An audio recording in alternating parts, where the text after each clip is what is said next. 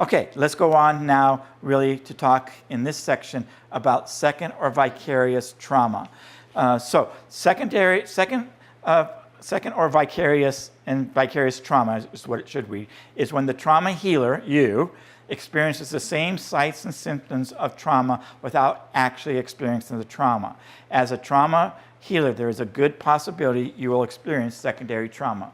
So this is what happens. If you're doing your ministry well, you're connecting with the person, and there's safety and empathy, and that person can feel a transference begins to happen of their trauma to you. You follow that? You literally become like a container or retainer of their traumatic experience. So secondary trauma, in one sense, is a good sign. It's like the good news behind the bad news, because it's a sign that something is happening significantly to that person, because you're able to connect with it in such a way that some of their emotion that is distraughtful to them is somehow being transferred to you. Now, the bad news is that unless the healer, yourselves, does something, you will begin to experience both the physical sensations, the signs of obsessive thinking and negative thinking and avoidance and negative and anxiety that we've talked about for yourself, as if you were traumatized as well. So when the team goes later in the end of October, their primary mission is to focus on our advanced healers that have been working with these children and women, and many of them are children, and helping them be healed of their trauma. But they themselves haven't dealt with their secondary trauma because of that. Am I making sense?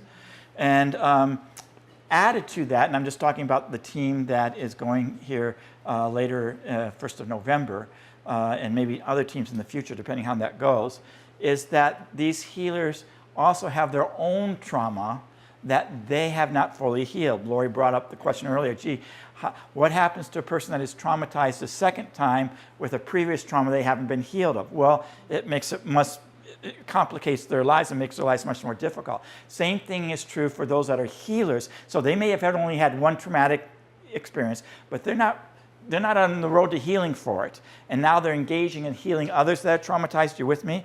And they still have that unhealed trauma. Well, this is going to create a lot of difficulty for them. So when Rachel was in Uganda this past summer, some of you know Rachel Tucker, thank you. And she came because she's interested in replicating something similar to Cherish that she has here in the refugee camps in northern Uganda, because there's a problem there. We didn't touch on it last hour, but those of you that remember from level 1 more in depth, one of the coping mechanisms that are obsessive that a person enters into is sexuality.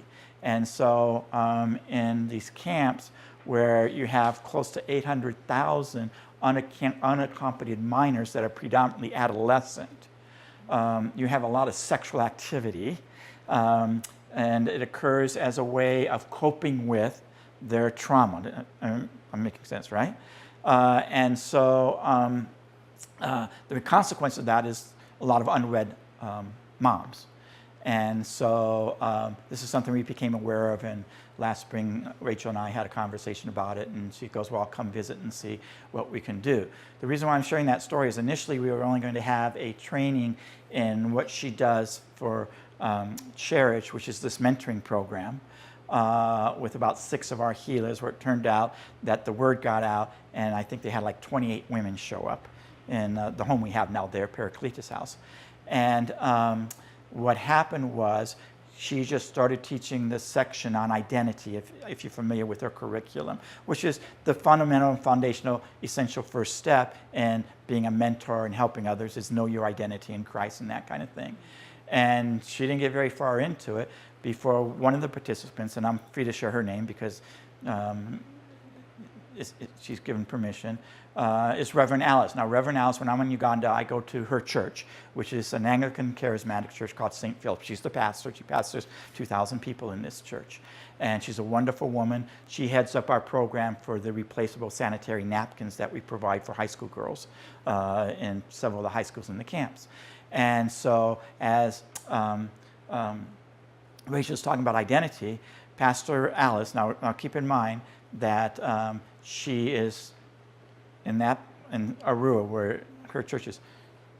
She's Danny Carroll. She's highly respected, honored, esteemed, all of that.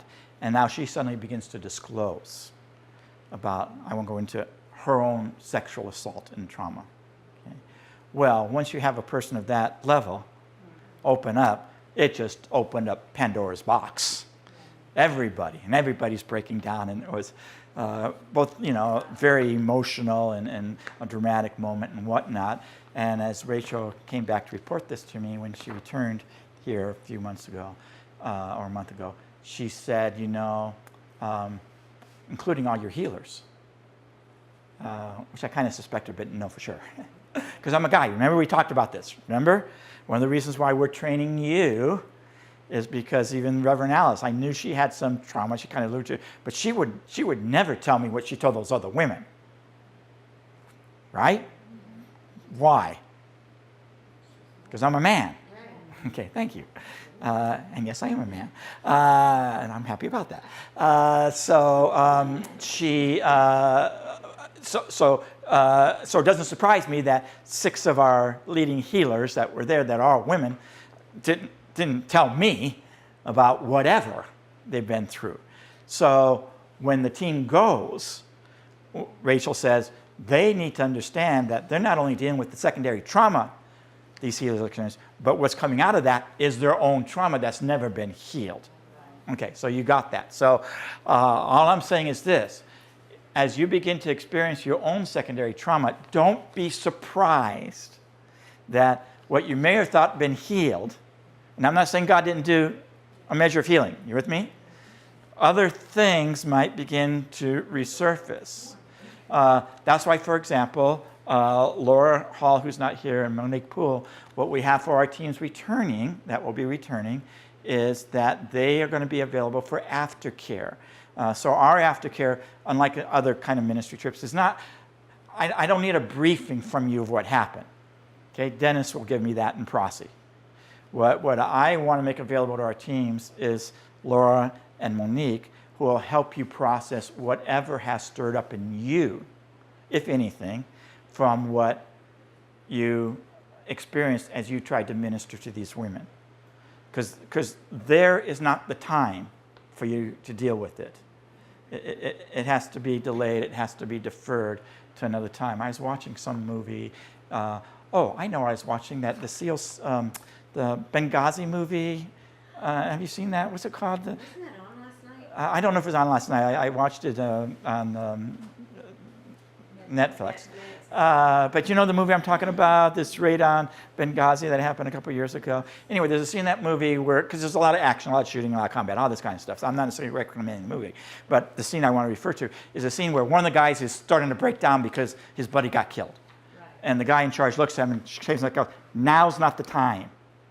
Okay, which is true. Now, this is part of the problem with some of these things, because once they get deferred like that, it's hard to come up. All I'm saying is that when you are on a team and you go on a ministry like we're talking about, and stuff starts to stir up, as much as possible, now's not the time. Does that make sense? But we're going to provide something for you when you get back. Then's the time. Okay, so keep in mind when we talk about secondary trauma, you will, if you're a good anointed healer, gifted healer, you will experience secondary trauma. So we're going to go through some of the signs to help understand that. I experienced it a year ago when I first came back from Uganda. And when I come to the point of one of the signs, I'll share a little bit of my own story. Now, I never thought I would, because again, remember, I've been a professional therapist, years, long time. And one of the things they teach you in psychobabble school when you're in grad school, is how to do what we call create a clinical distance. So you're empathetic and you're caring and you're present, but at the end of the day, when the hour's over, the hour's over. And you just kind of compartmentalize and put it back.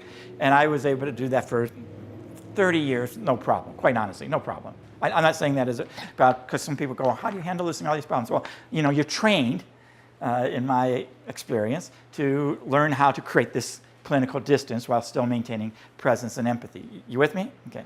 Now, but this situation in Uganda with the refugees and the trauma from war is on a whole different level. And I couldn't do that. When you hear, I just alluded to something, when you hear some of these stories, they're horrific. They're absolutely horrific. And so I didn't know it, but when towards the end of my season there last year, I began to realize, because of one of the signs I'm going to point out here, I was experiencing secondary trauma. Okay? So here are some signs of secondary trauma you need to be aware of as you carry out your ministry. Feeling angry or sad more than usual. Okay, so it's not like you're not going to ever be angry or sad, but there's a higher intensity and increased frequency of your irritability over even little things. Greater periods of depression. That's what I mean by sadness or unhappiness. Next, sleep disorder. Again, tired, fatigued, exhausted, like you never feel like you've gotten enough rest. You always feel tired. You're lethargic. You don't have the emotional or physical energy that you did once before. This is a big one. Next one, questioning God or faith. I have a dear friend. He may not have a problem, but a real dear friend, my friend Steve, who lives in Norway with his wife Odney, that I have spent the last 3 summers for a few weeks with in their home. Part of the reason why is for my own personal recovery. They have a beautiful 100-year-old. Norway, first of all, is yes, yeah. I'm not gonna let the secret out, because I want you to think it's cold and frozen. It's absolutely a gorgeous country, wonderful people. If you need a place to get restored and refreshed in the majesty of God, go to Norway. And they're very welcoming and all of that. Well, a few years ago now, again, he heads up an organization called Partners Relief and Development that cares for 250,000 orphans of war inside Burma. And now they're caring for several thousand in Syria. So it's a very intense ministry. Am I making sense here? And he's been doing it for 25 years or so. Well, a few years ago, he sort of had a breakdown. He's very verbal in public. And one of the breakdown was a crisis of faith. Because, the God question.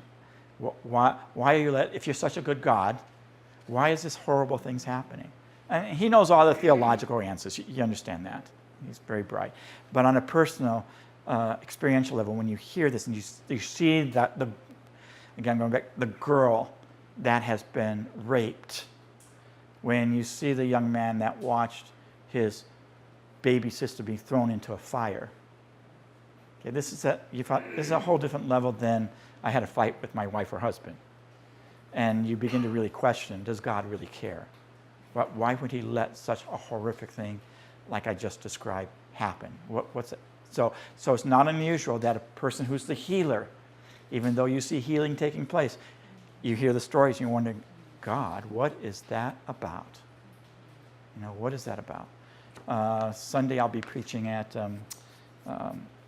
Agua de Vida. Yes, I'm fluent in Spanish. No, not really. Jorge will translate for me. But I'll be speaking on what I'm speaking on lately when I preach somewhere, which is called the Quartet of the Vulnerable, the poor, the widow, the orphan, and the stranger or the refugee. That when you look at the Bible, even a casual reading of the Bible from Genesis to Revelation, it becomes obvious very quickly that there are 4 kinds of people that God has a heart for. Not that he doesn't love everybody. He has a special heart for, and that's what we call the quartet of the vulnerable, the most vulnerable amongst us. And finally in Matthew 25, where Jesus makes it very plain, he's going to judge based upon how we treat these 4 different groups. But the reason why I shared that is because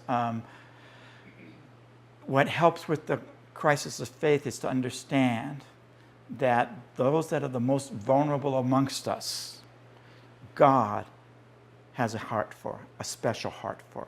His heart really goes out to these people. And so what helps you get through that crisis of faith about where is God is to believe and understand, regardless of what we see on the outside, the whole Job experience, is to understand that these people who suffer, like the widow, the orphan, the poor, and the stranger, God's heart is for them because of their vulnerability. So he cares. Am I making sense? And you got to keep landing somehow back on that it is the heart and character of God to care for these folks. Relationship problems next, marital, friends, with children, with co-workers, if they're in school, other students. You'll begin to find yourself having relationships problems. Whatever relationship you're in, if you're experiencing secondary trauma, one of the signs you might see is that I got more trouble in my marriage or in my family than I had before. Well, it may be because you're experiencing secondary trauma. Next, resentful, judgmental, unforgiving. That was me. Towards the end of, not this year, but the year before, I became very judgmental. And this is not unusual for people who work on the forefront, about Americans, to be honest with you. Don't take this wrong, but we're extremely affluent country. I'll talk about Norway. Norway has the highest, what's called GNP, gross national product, per individual capita in the world, equivalent of $103,000 US a year. Okay, United States is number 5, Norway's number 1. If you ever go to Norway, first of all, it'd be the most expensive place you'll ever go. It'll cost you $80 for a hamburger and French fries. I'm exaggerating, but it's a lot of money because everybody makes a lot of money. They're an oil-rich country, okay? But what I'm trying, so extremely wealthy, affluent country, right? Like the United States. And so part of my resentment and judgment I felt is that these countries, let's put it that way, like Norway and the US, that are tremendously affluent and have the resources to help others, seem to spend those resources on other things. You with me? Okay. And I'm guilty too. I mean, I'll go to Starbucks and drop, my chai latte or whatever it is, and drop, $5-6. I don't know what it is, which for most of the world is a lot of money. And so I began to resent and be bitter and judgmental of Westerners because of these kinds of things. Well, what I began to realize is, everybody has their own individual story. You with me? Because on the other end, people are also very generous. And I began to realize, I'm experiencing secondary trauma. Does that make sense? Remember, one of the signs of trauma is what? You blame others. You blame. And so I'm blaming everybody else for not doing what I think they should do to help. And I realized, and then not just blame, but being judgmental. That's the key. Do you follow that? Because we're not allowed, you got to watch that one. Because this happens with healers. You become judgmental of other people that are not doing what you think they should be doing as you continue to do what you do. Am I making sense there? Okay, so that was my sign, and be aware of that as possibly your own sign. Secret or habitual sin. Impatient and resentful, the VIP, because as a healer and you're walking with this person to be healed, we have to really work with this with our healers in Uganda, because most of them are school teachers, like I mentioned, and they work with students. Don't think of schools in a refugee camp like you think of at Rwanda High School or something. For example, they don't always go to school all the time. In fact, remember I mentioned these unaccompanied minors, right? You almost have to think of 700,000 or 800,000 teenagers in San Bernardino, Fontana, Rancho Cucamonga with no parents. Wow. Yeah, right. How's that for a nightmare? Literally. And so they already don't see any value to going to school often, right? Remember we talked about that. So they will go to school either on Tuesday or Thursday, because that's when the World Food Program shows up to give them the food coupon. So you have to be in class to get the food coupon so you can get your rations when the food is distributed by the World Food Program on Tuesday and Thursday. So the difficulty is for these healers, because they work in the school system, is to be able to deal with the VIP and be sure that they're going to be there so they can continue the process of healing, because it is a process. And then often they move. They either will move to another camp and not notify the school, obviously, or they try to go back to South Sudan, or they go into Congo. So it's a very transitory population, what I'm trying to say. And so our healers are, and those of you go, you may find this, our healers have to do with the resentment of that. They're teachers, they have a full job, they're doing the thing, and yet they're giving all this time to help this person, and they don't even show up for whatever reasons. Does that make sense? So it's like sometimes I know when I was doing shepherd staff, some of the caregivers, and we had a policy, but would be upset because they'd make an appointment and have the VIP, for a VIP to come, and they don't show up. And maybe they've, come after dinner with their family, they take in the evening, they're sacrificing to do this, and the person doesn't even show up. And so this sort of resentment towards that VIP can develop. Okay. Feelings of hopelessness. It doesn't make any difference. Nothing seems to be working. It's an ongoing problem. What helps me is something that Mother Teresa said, because she was being interviewed by a reporter, and he was obviously identifying this feeling of hopelessness because of how huge the problem was in Calcutta towards these prostitutes. And he asked her, well, why are you even doing what you're doing? It's just overwhelming, the numbers.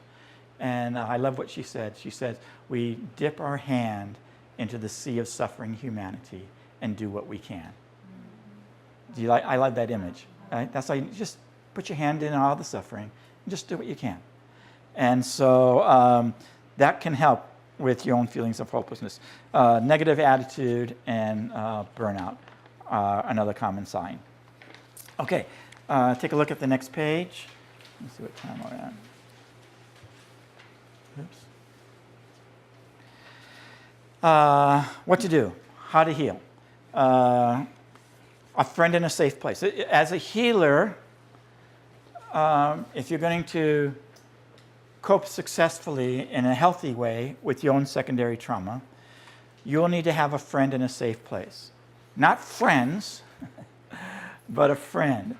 Find a friend who is, I don't know how many of you read Brené Brown. Are you familiar with Brené Brown? Okay. When she talks about friendship, I think she uses a wonderful analogy. She says a friend is someone that sits in the weeds with you. They don't really offer advice. They just sit there with you. And if you want to talk, they'll listen.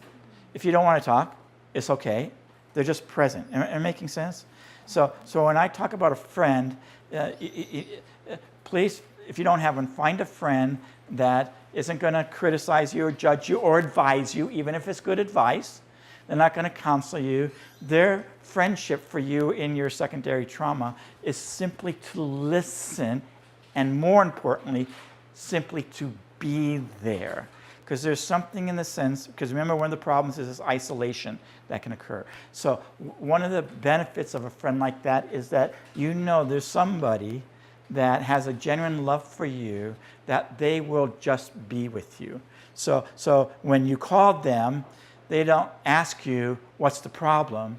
They ask you, where are you? Okay? Because the problem's incidental. For them, it's you, not the problem. Safe place, a friend in a safe place. A safe place is some sort of environment, if you will, that for you is safe. It's confidential. It's not going to be shared with anybody else. It gives you a sense of peace, maybe a sense of the presence of God, that it gives you a comfort feeling. It's that safeness. Does that make sense? Emotionally safe and physically safe for you, the place itself. Secondly, take care of yourself. Prioritize yourself. If you're going to minimize the effect. Now remember, you're going to experience secondary trauma because you're doing a good job. What we're looking at now is what's going to help you cope with it, heal it, and to minimize the negative effects of being traumatized in a vicarious way with trauma. And one of the ways to do that is just take care of yourself, to eat right, so we're talking about to sleep okay, to enjoy a few things, to take time off, to find something that really for you is self-nourishing and encouraging and strengthening, whatever it is. It's not narcissistic because you're giving out a lot, to prioritize yourself in the sense of self-care. Next, again, proper sleep is one way to take care of yourself. We're going to talk a lot about sleep in a moment, but that's really critical to try to sleep, have a regular sleep pattern, and to get healthy, good night's sleep. Now, we'll talk about it in a little bit, so I'm going to defer for it in a minute because this can be possible. Nutrition. You know how we are as Americans. We're going to break for lunch here at noon, and you'll probably follow me to Jack in the Box. You want to try to eat in a way that is healthy as possible. You know that some foods are better for you than other foods. This is not about diet. It's not about body image or weight consciousness for a healer. This is about taking in the proper nutrients so that I can be my physical best. I mean, I'm very thankful that I'll be 67 in October, that the Lord's blessed me that I have very good health. I had an issue. I'm on Medicare. Thank you for your hard-earned tax dollars. I got a letter from them and said, "Oh, you're not on Medicare D, which is the prescription thing." And they said, "So you're going to be penalized because this is under the Affordable Health Care." And I go, "I didn't even know I was supposed to sign up."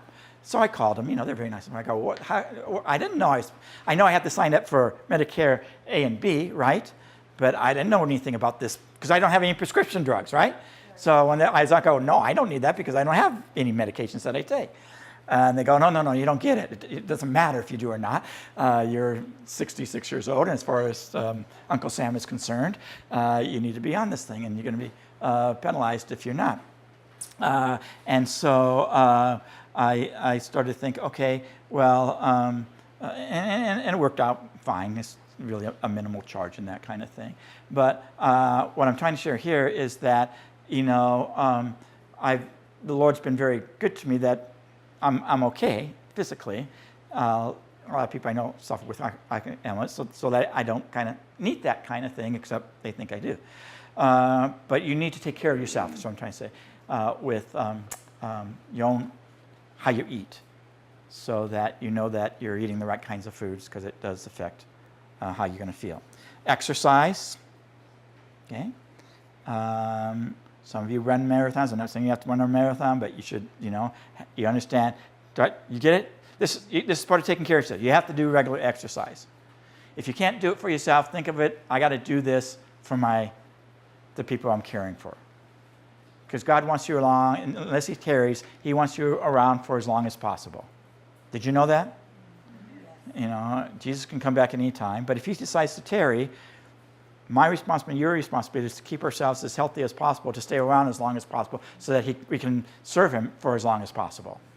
Okay? Simple as that. So part of that will be to exercise. Say no firmly but nicely. I used to make a joke when I was working at Water of Life, when our volunteers would come in for healing caring. I'd say, this is the DNA of Water of Life, and that is that we're going to exploit you. We will take advantage of you, and we will use you. It's your responsibility to say no. Because we're not going to say no, right? Been at Water Life, you understand that. We're going to send you letters. We're going to say, get involved in this, get involved in that. So you got to draw the boundary here, because our boundary is we don't have boundaries. We're going to put you to work. We're going to get you to serve. So as a healer, though, Water of Life aside, as a healer, you have to learn to say no. It's okay to say no and be firm with the no that you say and stick to the no. If you can't take somebody else on, you say no. You can't take a trip right now, you say no. So learn to say no. Take a break.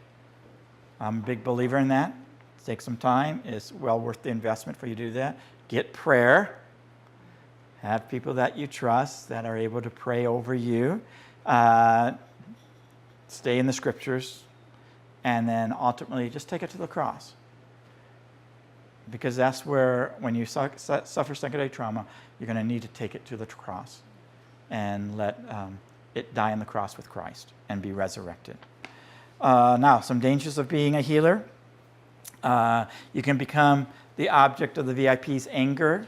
Remember what's happening, that we talked about that. If you're doing your job well, there is to some degree what we call a transference that is taking place between the VIP and you. And sometimes that transference is that you, in some ways for them, emotionally and psychologically, become the one that has traumatized them. Or at least you become the displacement for the anger they have because of what has happened to them. And they will often take it out on you. You with me on that concept? It's very common. And it's not because they're angry really at you or don't like you. It's because actually they're safe enough with you to express the anger they have that they can't express with anybody else. And because language for most of us is difficult, it fails us, the right words and that kind of thing, but we're all prisoners of it. That's all we have. So in their expression of their anger, it may come across as anger at you, when really it's not anger at you. It's just being displaced on you. So just be aware of that and sort of put your shield up, so to speak, and don't interpret it as a personal attack against you. Okay? Next, caring for too many people. Now again, this is a training that's going out to others in Uganda that we trained, but apply it here too. For example, in Uganda, there are so many. It's overwhelming. I mean, one of the things we talked about before I left with my advanced healing team, about 8 of us, is that even with 400 or 500 really healers in place, it's just a drop in the bucket. And some of these healers then are taking on a number of people to try to help because it's overwhelming. The need is just overwhelming. Well, what they need to understand, and I'm conveying to you as well, you can only care for so many people. I mean, Jesus had 12 disciples, right? That he really invested in. And please be cautious that you're most effective with a few than with many, especially if in healing the few you heal, part of that healing is for them to become healers of others. Because it's much more effective for you to bring someone through healing that will heal others than for you to take on more people to heal yourself. Be aware of being manipulated. Again, I'm going to give you the refugee setting. This is very common in the refugee setting because there are so few resources. And so sometimes, because part of our process of helping these young people in particular go through healing is to meet some of their practical needs that they might have if it's connected to their healing or associated with their healing. And so we've learned that some will want to begin the process of healing, quote unquote, and be VIPs because they see it as a way of getting something material from us. So the healers have to be careful of that. So for example, Prosy is really good at that. One of the most common things that these young people need are like school uniforms because they don't have any, they only have basically clothes that they've left South Sudan with. And often they're in rags and that kind of stuff. And now granted, Save the Children is their piece in the camp is to provide clothing and whatnot. But you know, this is overwhelming. Does that make sense? It's never enough. And so one of the things Prosy does to assess it is to look at them to see what kind of clothes they are wearing. So obviously if they're wearing rags, it shows that, okay, they don't have the money to buy a school uniform. If though somehow they've got some of the latest styles, and particularly the shoes. It's like, okay, this person has learned to sort of work the system, and maybe it won't be the best use of resources for them to get a school uniform. As you minister to people, just be aware that sometimes as a healer, they want to manipulate you to get something from you, and they use the healing process as a way of accessing whatever resource you may have to get that from you. And it's really not associated with their healing at all.